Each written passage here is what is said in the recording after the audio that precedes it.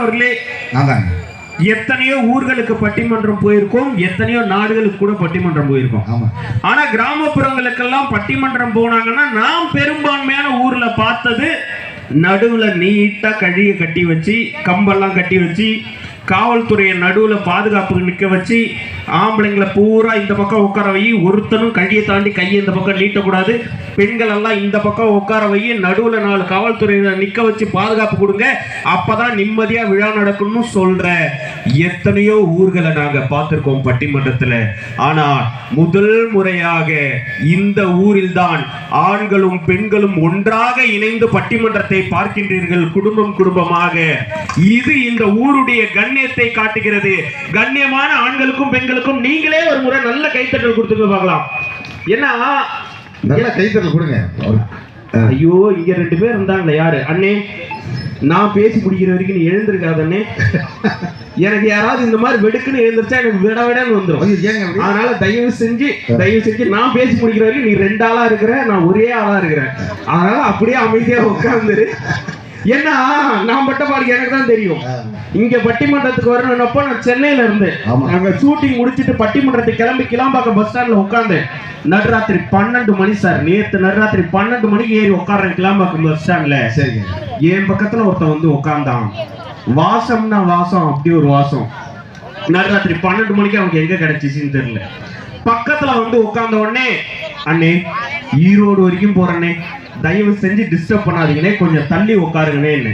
அவன் என் பக்கத்துல தள்ளி உட்காந்துட்டான். எனக்கு கோவம் வந்துருச்சு. இருந்தாலும் இவன்ட்ட பேசக்கூடாதுன்னு சொல்லி ஜன்னல் பக்கம் திரும்பிக்கிட்டேன். நடுராத்திரி 12 மணி, செம பசி வேற, மேடையில பேசிட்டு போறோம்ல, செம பசி. அவன் பாக்கெட்ல இருந்து ஒரு நார்த்தங்காய் ஊறுகாய் எடுத்தாங்க. அந்த ஊறுகாயை தொட்டு நேரா எடுத்துட்டு வந்து என் வாய்கிட்ட நீட்டினான். நானும் கொலப்பசியில இருக்கிறேன். சரி, எதுக்குடா இவன் இந்த விரல கொண்டு வந்து நம்ம கிட்ட நீட்டுறான்? அண்ணே என் வாய்ட்ட என்ன நீட்டுறீங்க? என்ன தம்பி, என் வாயதான் தேடுறேன், அது எங்க இருக்குதுன்னு தெரியலன்னா. நான் சும்மா இருக்க முடியாம, அண்ணே உங்க வாய் அந்த பக்கம் இருக்குதுன்னு கையை திருப்பி விட்டேன் பாருங்க. ஓ, இங்கதான் இருக்குதா என் வாயின்னு விரல எடுத்து போய் காதல விட்டான். செத்துட்டேனா? கொலகார பாவி, நம்ம உசுரை எடுக்கிறதுனே வந்து பக்கத்துல உட்கார்ந்து இருக்கிறான். ஆனா சத்தியமா சொல்றேன் சார், கொஞ்ச நேரத்துல அவன் என்ன சுரண்டிட்டே இருந்தான். சரிங்க அண்ணே, எதுக்குன்னே சுரண்டுறீங்க? என்ன என் பொண்டாட்டிக்கு ஒரு போனை போட்டு தம்பின்னா. நடுராத்திரி 12 மணிக்கு போனை போட்டா என் பொண்டாட்டியே திட்டுவா. உன் பொண்டாட்டிக்கு நான் எதுக்கியா 12 மணிக்கு போன் பண்ணுன்னு? போனை போடவே மாட்டியான்னா. ஐயோ, பஸ்ல இருக்கிற எல்லாரும் நம்மளையே திரும்பி பாக்குறாங்களேன்னு. சரிண்ணே, நம்பர் சொல்லுனே போடுறேன்னு. பொண்டாட்டின் போடு தம்பி போவோம். டேய், பொண்டாட்டின்லாம் போட முடியாதரா, 10 நம்பரை சொல்றான்ற.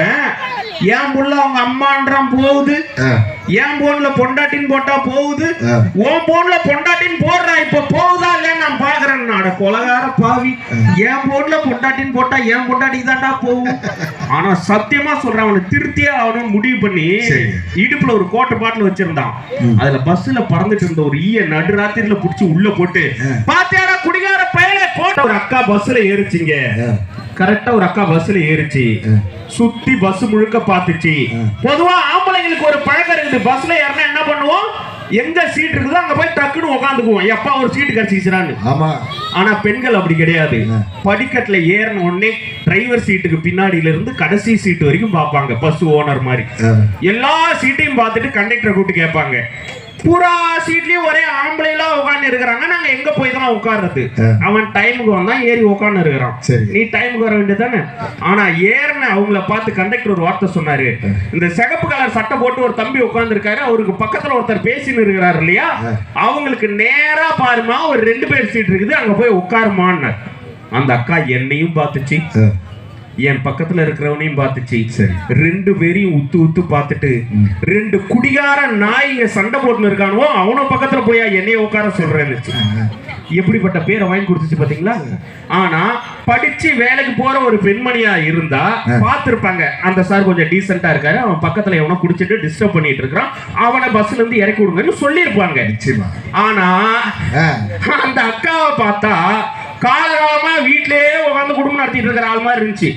ஆனா சத்தியமா சொல்றேன் சார், இது வரைக்கும் நான் பேச ஆரம்பிச்சு ஒரு 15 வருஷம் ஆயிருக்கும். உலகத்துல கிட்டத்தட்ட ஒரு 12 நாடுகளுக்கு பட்டிமன்றம் போயிருப்பேன்.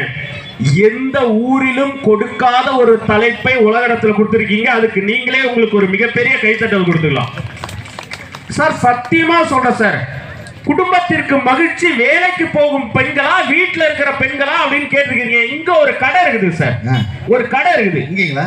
ஆமா ஒரு கடை இருக்குது. சரிங்க. புள்ளைய தூக்கிட்டு நீங்க போயிட்டு இருக்கிறீங்க, புள்ள கேக்குறான், எம்மா எனக்கு 10 ரூபாய்க்கு ஜூஸ் வாங்கி கொடுன்னு கேக்குறான். அந்த அம்மா பாக்குறா, இருறா உங்க ஒப்பங்காரன் கரெக்டா வரன்னு இருக்கிறான், அந்த ஆள் ஜூஸ் குடிச்சிட்டு வந்தா தாண்டா உனக்கு நான் ஜூஸ் வாங்கி கொடுக்க முடியும், அந்த ஆள் எந்த ஜூஸ் குடிக்க போயிடறான்னு உங்களுக்கு புரியும். அந்த ஆள் வந்து 10 ரூபா கொடுத்தா தாண்டா உனக்கு ஜூஸ் வாங்கி கொடுப்பா, இப்பயே வாங்கி கொடுமான்னு திருவிழாவில் அழுகுறான். அவனை சட்டார்னு ஒரு அடி அடிக்குது. அவன் தான் 10 ரூபா கொடுக்க மாட்டான்றான், நீ என்கிட்ட 10 ரூபா கேட்டு அழுகுற, நான் எங்கடா வச்சிருக்கிறேன் அப்படின்னு அந்த அம்மா கத்துது. அதே நேரத்துல வேலைக்கு போற ஒரு அம்மா தான் பிள்ளைய தூக்கிட்டு வருது. அந்த பிள்ளை கேக்குது, அம்மா எனக்கு இந்த ஜூஸை வாங்கி கொடு.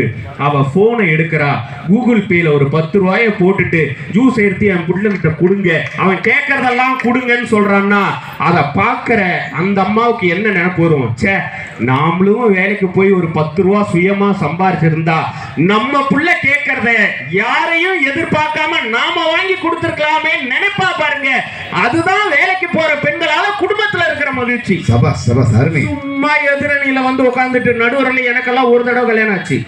எல்லாத்துக்கும் ஒரு தடவை தாங்க ஆகும். அவன் வசதி நிறைய பண்ணிக்கிறான், தெரிஞ்சு பண்ணிக்கிறான், தெரியாம பண்ணிக்கிறான். நான் மேடையில சொல்லணும்ல, எனக்கு தெரிஞ்ச ஒண்ணுதான்